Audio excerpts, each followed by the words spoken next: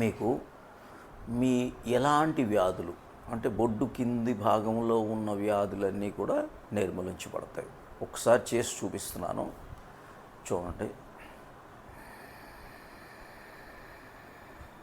Inhale, hold,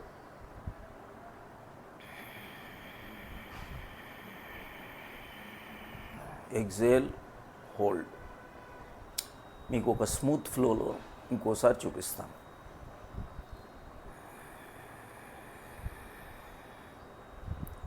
hold,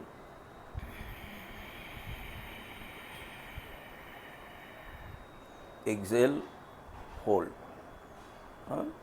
4 counts inhalation, 2 counts holding, 6 counts exhalation, 2 counts holding.